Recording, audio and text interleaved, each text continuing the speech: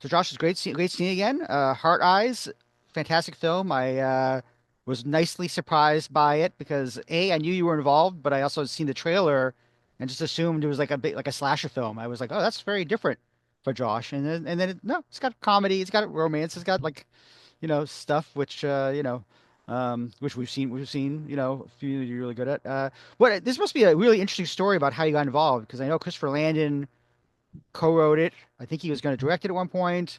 He was hmm also going to do Scream at one point. He went on to do Drop. I'm not really sure. Like, when did you kind of get into the mix and start getting involved as director? all I know is Michael Kennedy hit me up and said I'm working on something with Chris Landon. We've slipped it to a couple directors, but you're in the mix, and if you're interested, I can send it to you for a read. And it was very gory and very funny, and I was a little reluctant to do something bright and funny again because werewolves, my experience with werewolves, I love werewolves with them, but it's very spritzy. And my wife actually read it, and then I had sort of turned it down to be honest. I told Michael, I was like, "Oh, I don't know if I want to do a horror comedy." He goes, "No, no, no, just read it again. Did you even read it?" I made it about 10 pages, and it's very hard for me to say yes to anything. And once I got through it and I realized how incredible of an opportunity it would be to do something like a romance in earnest, but to make something truly scary, which is what I've been wanting to do for some time, that was what was super appealing to me. So he slipped me the script. I put a little presentation together of what I would do, which is essentially like taking the killer and then escalating him to the likes of a more extreme Jason Lives. Utility belt Jason was what I wanted to do, and to really floor it on the romance. I I just presented my take, and the rest is history. That was, I pitched it on Valentine's Day 2024. We went Oh into wow, production. Now it's coming out a week shy of a year, which is crazy. that's fast. Oh my God, wow. Okay, wow. Did you know Chris beforehand at all? Did you ever like run into each other or like We just oh fanned over each other on Twitter. okay. I've just been a fan of his. I mean, honestly, you even if you don't know if it's a Chris Landon project, he's involved in so many things where there's a producer. I mean, I believe he wrote Disturbia, Paranormal Activity 3, which my Oh buddy yeah. Magdalena shot. I mean, it's a really small community. I love Happy Death Day. I'm a huge fan of Freaky.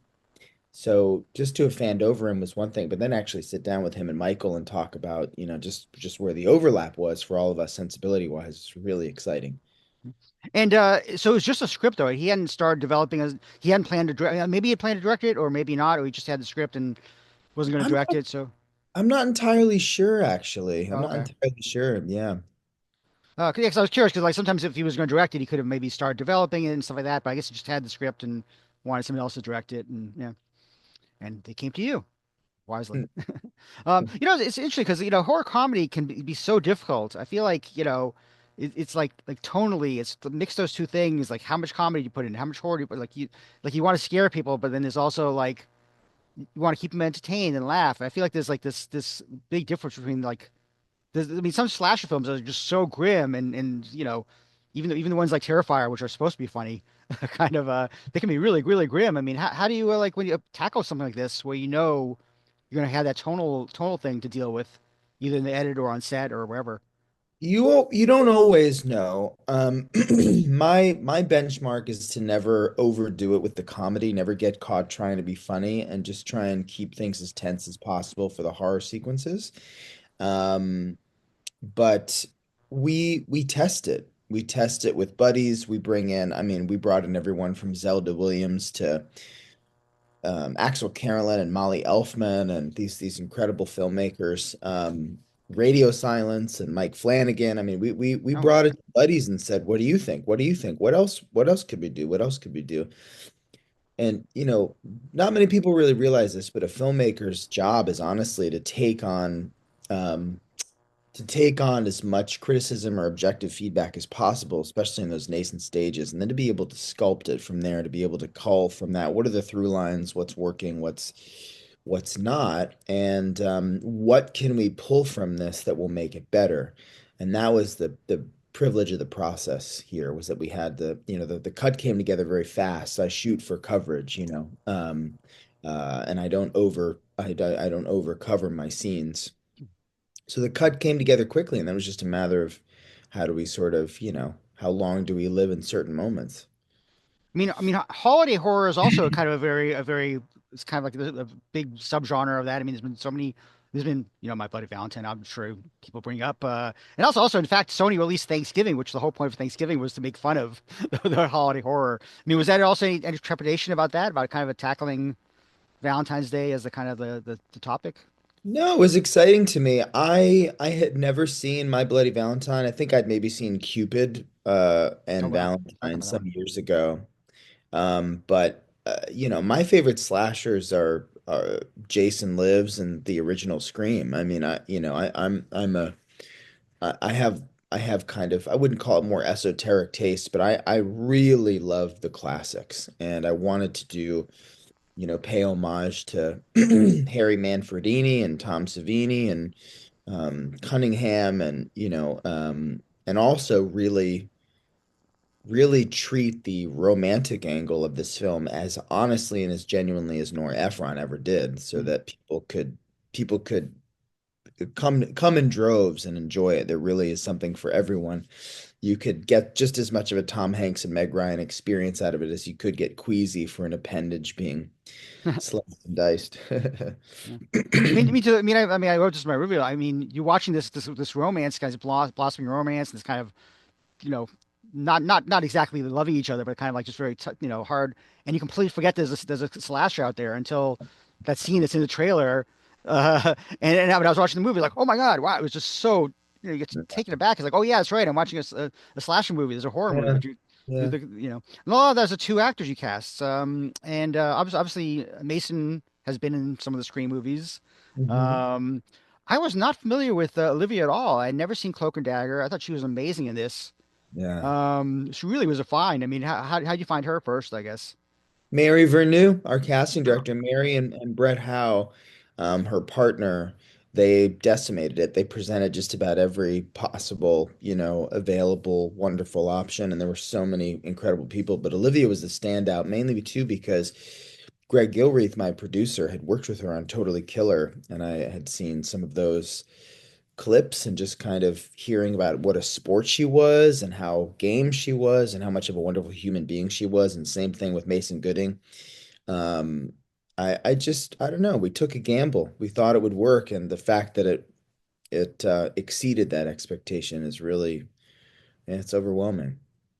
Did you feel the need to do a chemistry read, or it was kind of like better to not just have them meet We once you felt started? the we felt the need to, but we didn't have time, and they weren't Okay. available. That we were moving so fast, so they both got off the plane and met for the first time. Oh wow, that's good. That was right for shooting, or did you do some rehearsals at least, or table read, or? We did do rehearsals. Honestly, the rehearsals were, we would meet, we met for a few weekends in a row just to with no pressure run the restaurant scene, because that's the biggest scene between the two of them. We ran the restaurant scene, and they have a long scene in the van where those characters kind of open up most to each other, mainly just because I just wanted them to be comfortable with the dialogue. Mhm. But we would thread those conversations and that time together with just kind of hanging out and talking, getting to know each other. And what do you think? What do you want it to be? What are you excited to do? That's always how you make these things better. My rehearsals have to be kind of no pressure unless there's some kind of crazy choreography. Mhm. I was going to ask you earlier. I mean, you've written a lot of your movies you've directed before this. I mean, is that true? I mean, is this like one of the first movies you've not written from the I beginning? haven't written many of the majority, honestly, Oh, really? originated Oh, from other writers. So Scare Me was fully me. But what you always inevitably do is when a script comes to you, you always do what I call, or I don't know if it's industry, what the industry calls a director's pass. So you'll always go through, and what I like to do at the very least is to reformat it in the way that I see it filmically. Always tweak dialogue. I always kind of get the comedy through the Joshometer, just because I'm a comedian in my own right, and I'm a dialogue freak. So I just want to make sure it's conversational and it's just kind of as much of a detailed manuscript for me and the crew and the cast so that they understand what they're getting into filmically and cinematically. Now, Chris is also was still a producer on this. Was he still very involved when you were shooting, or is he kind of doing his own movie as well and kind of hard to like? It's wild. The man is a machine. He was prepping Drop, which comes out in April, Yeah, and I believe it's April, yep. and was also taking phone calls with me and helping me out with scenes and playing bulldog with the studio, being my guardian angel and my protector and my mentor.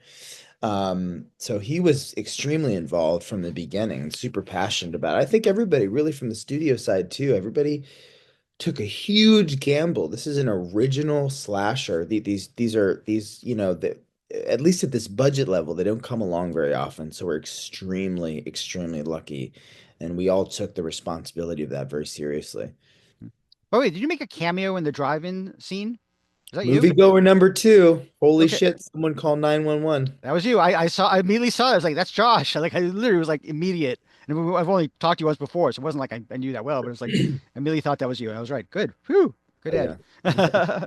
Um, yeah, it was interesting. I talked about the trailer, and there's a teaser and a trailer. They both came out pretty quickly, back to back. I've seen the teaser in theaters more than the trailer, oddly. Um, I mean, how much did you want to like the comedy to kind of be in there and not be in there versus the studio and working with the studio? Did you have a lot? And do you have notes on the trailer and Chris and stuff like that, or? I had notes. We had notes on the trailer, but it was mainly that we didn't want it to only be horror forward because, while that does lure everybody in, you want to make sure that people know it's also got a comedic texture because it is. If you go to see this movie, you bring your buddies to it, you're going to be laughing in every scene. There's always going to be something. Just about, save for the super scary stuff. But yeah. Okay.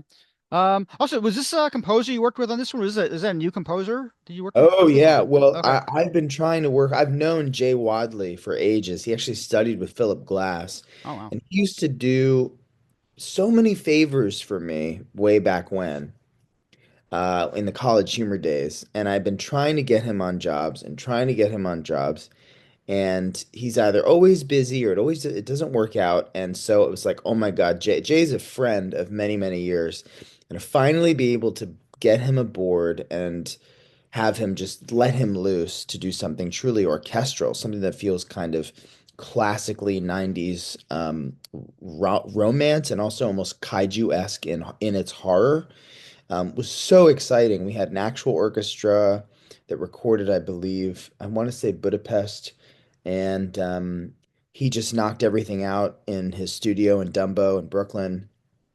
And it was amazing to watch him work because he brings out so much emotionality and so much scope and scale in just, a flourish. It's incredible.